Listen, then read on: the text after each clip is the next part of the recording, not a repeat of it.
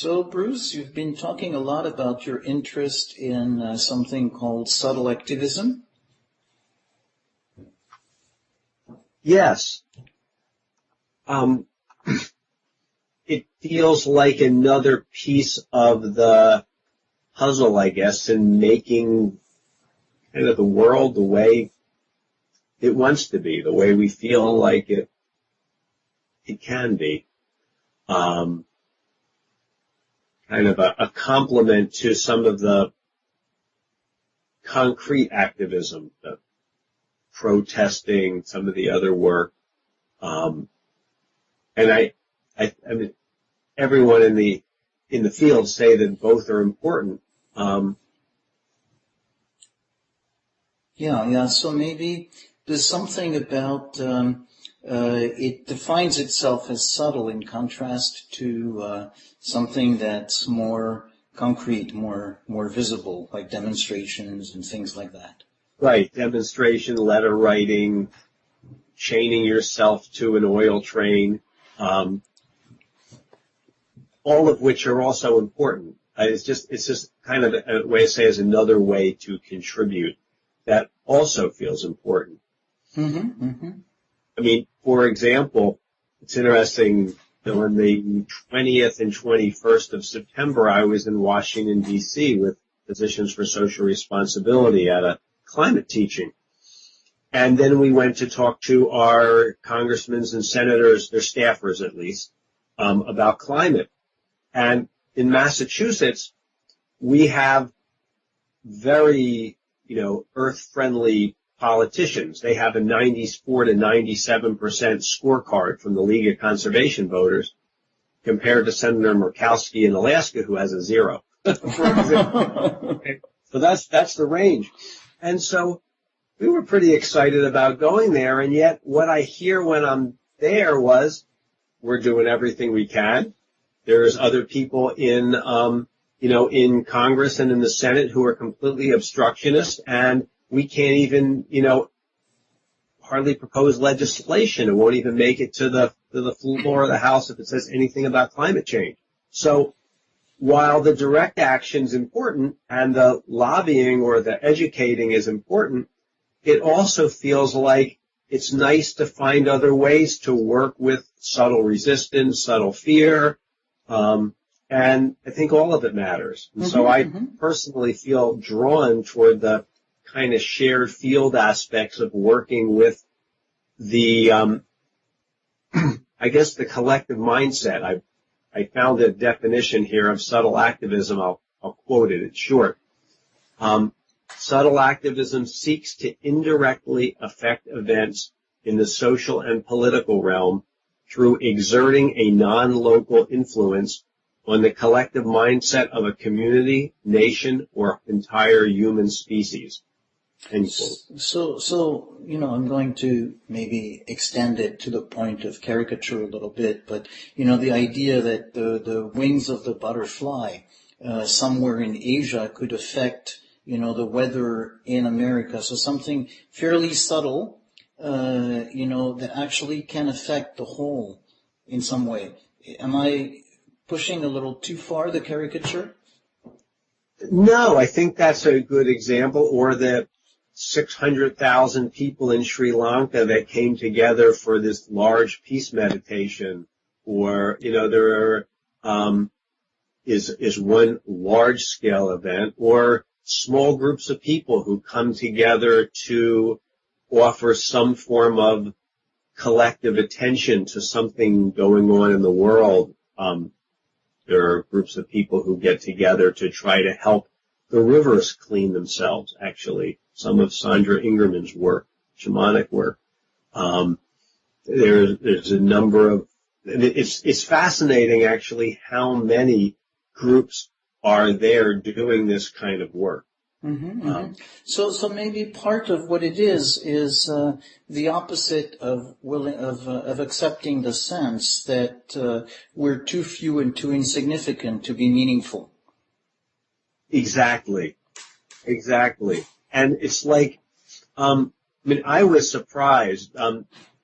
The Shift Network, which is a group of people who are are trying to help facilitate the shift in human consciousness that they see happening, had a 3-day subtle activism summit that was free, about 15 hours of events that's still available on a recording. And I was able to listen to and participate in about 12 hours of it. And I was amazed at the breadth and the depth of what is going on, from 1,000 Jews and Germans in a collective healing ritual in Germany, to shamanic work on streams, to, collective, almost like class fields in a university classroom. I was very moved and really kind of mind-blowing to see how much is actually happening that I was not aware of. Mm-hmm. So something that moves you. So just let's stay a little bit with that sense of being moved there and explore it.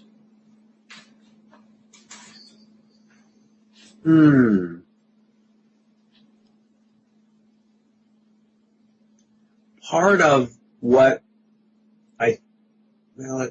part of it has to do with a real sense of connectedness, or what I guess almost multicellularity. It's like being a part of something larger, rather than us being isolated individuals. So what I'm hearing is that, in a way, it's not 10 billion people or, I'm told millions of people who are gathering, but there's enough people in there that you don't feel alone and you feel connected worldwide to a bunch of kindred spirits.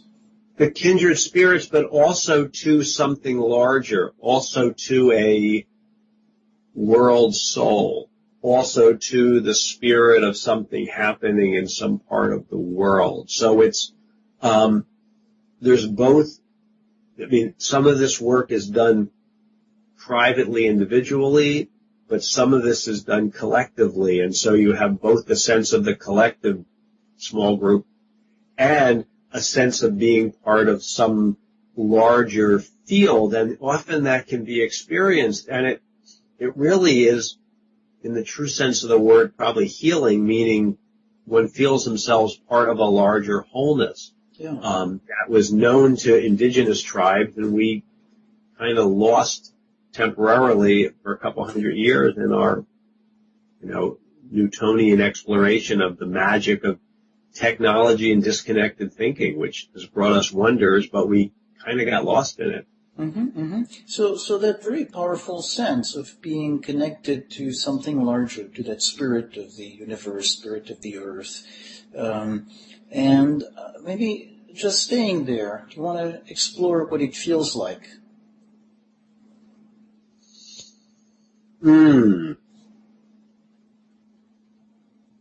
That's a hard one. I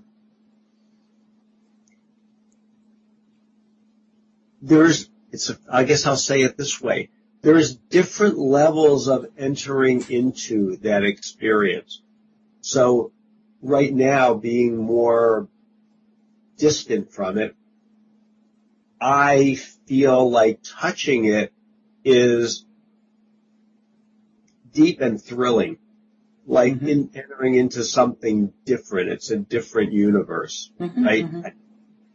Being more in it when I'm doing some of these practices, and there's a number of practices that I do that offer these experiences. Being in it, it really is truly being in a different universe. Often the air almost of the medium feels different. There's a different way of that we're actually processing. It's not the linear N1 Gene Gemlin would call it, process model. It's not the observer's environment. It's kind of an intimate, almost like feeling it from the inside and being part of it. So you're describing a sense of, the words you're using, the sense of entering, in that universe that you feel in from the inside. So there's almost a physicality of entering, of stepping into a different world or a different field. And it's not quite the shared field that we talk about in terms of, say, a group of people, and there's a field that contains these 3 or 4 or 5 people, but something larger that has a special quality to it. Yes, thank you. Yes. I'm seeing if there's more that I can say that's, I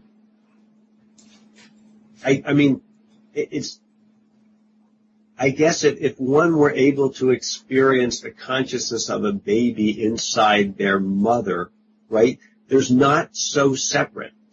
Yeah. So let's stay with that image. It feels so beautiful. I don't want to go quickly. So if one were able to experience the consciousness of a baby inside their mother, and the sense of they're not so separate, but the consciousness of a baby inside their mother.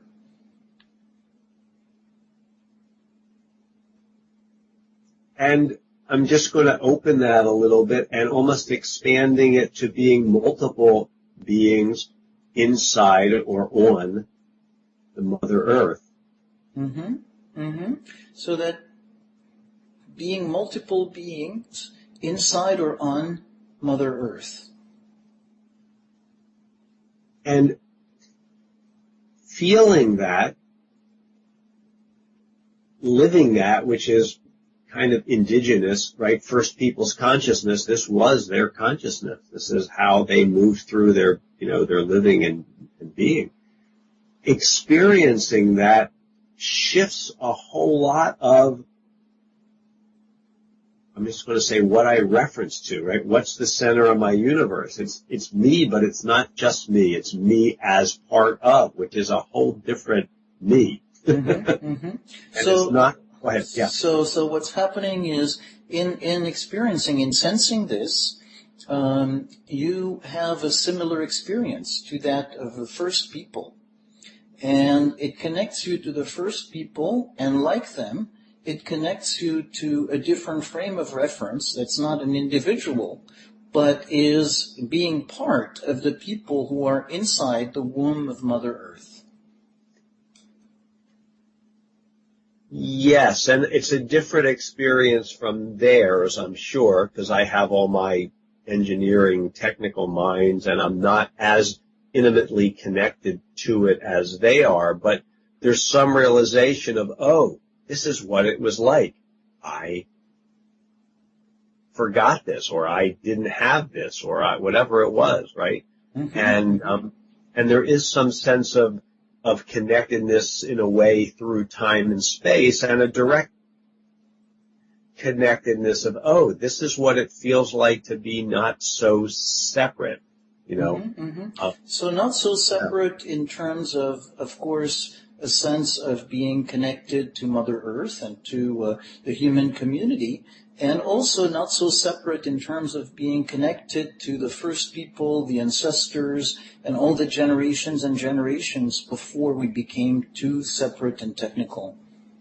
Right, and sometimes that latter one is a thinking connection. Like sometimes I think, oh, this is what it was like for them, and rarely, but every once in a while, I can feel, oh, this is what it's like. It's a really human. This is like a lost developmental stage. Reconnecting to some fundamental. I guess I'm going to call it secure attachment in the deep way, right? Secure attachment to one's species lineage, secure attachment to the earth. I mean, those are very profound secure attachments. Yeah. Secure attachment to our whole human lineage. Yes. So generations and generations and thousands and whatever, hundreds of thousands of generations before us. And kind of for a few generations it was lost, and it's reconnecting, finding it again.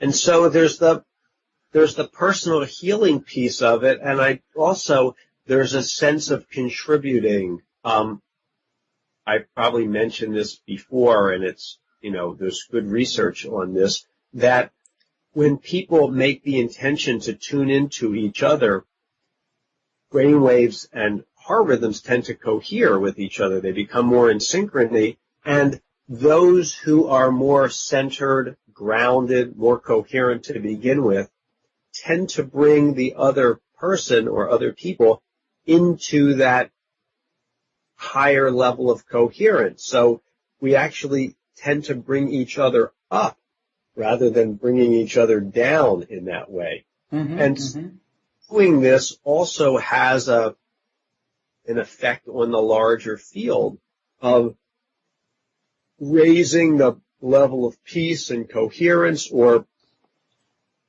from another way, of bringing us more and more into our prefrontal cortex instead of back in our reptilian, reactive brains, and just allows a lot more of the higher, more evolved qualities to manifest. So it's a wonderful personal experience. It feels good. It feels healing. It's in that way. And it also has a larger effect as well on local, and probably non-local, meaning at a distance, effects as well. So that's the experience of entering a healing space. And there is a healing, of course, at the individual level of the group, and that sense that coherence and harmony trump chaos. So there is that, that benefit. And also the addition that by launching that into the universe, it contributes to the healing of the universe as well. Right, and the one other piece I want to mention, because this is where, in focusing, we don't talk about this much, but in almost everything else they do. And that's about intention.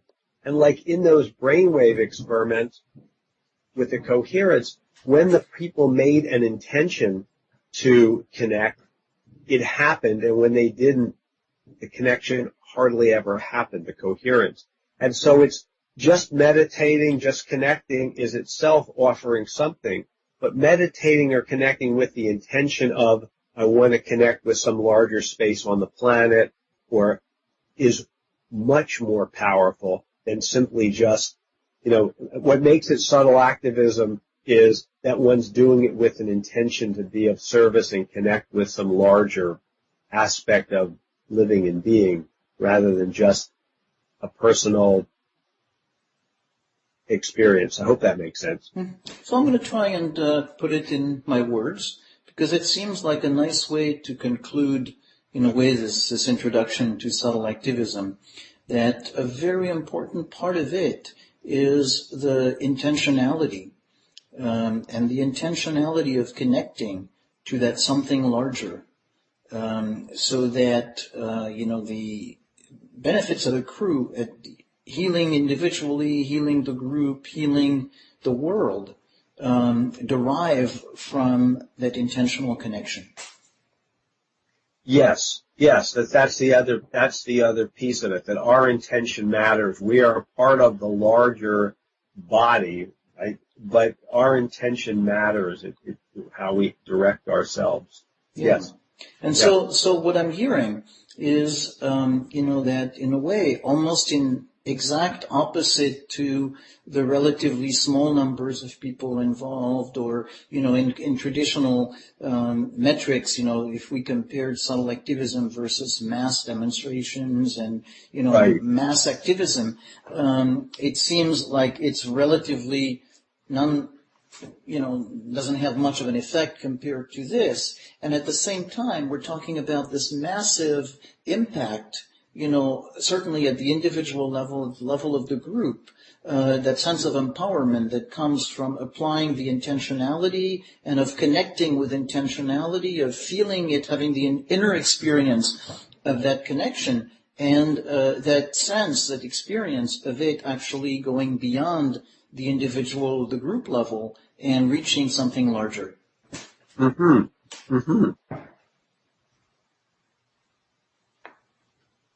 Yes, I think that's nicely said.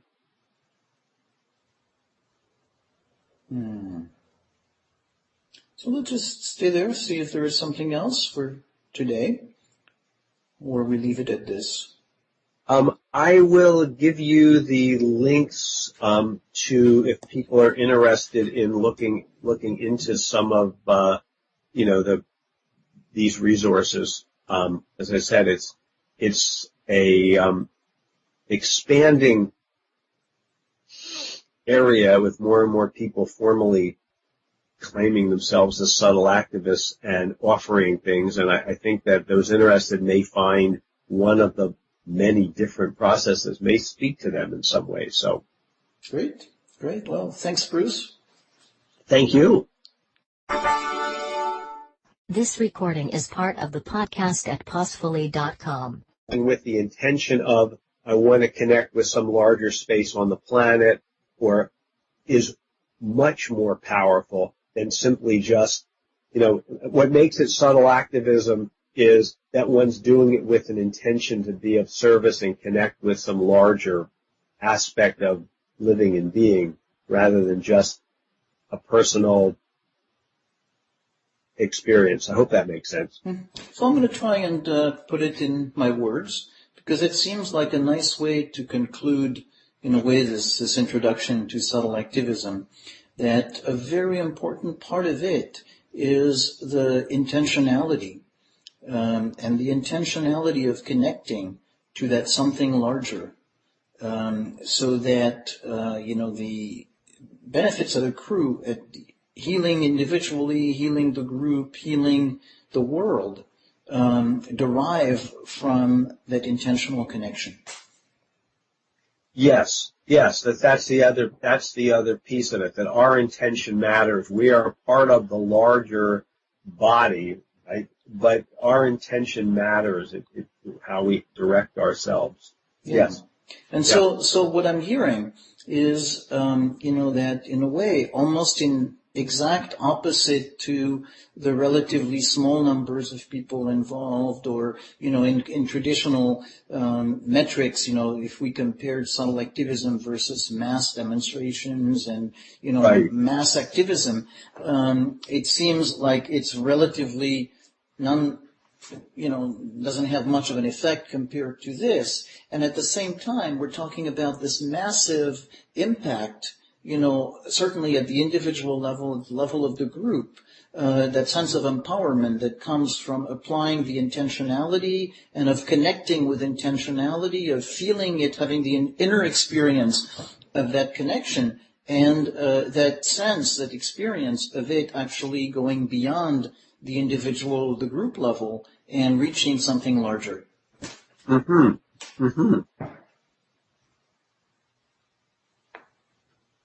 Yes, I think that's nicely said. So we'll just stay there, see if there is something else for today, or we leave it at this.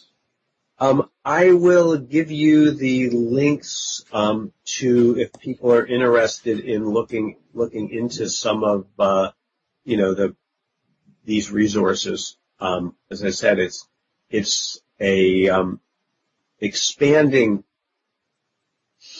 area with more and more people formally claiming themselves as subtle activists and offering things. And I think that those interested may find one of the many different processes may speak to them in some way. So, Great. Well, thanks, Bruce. Thank you. This is part of the Active Pause podcast at activepause.com.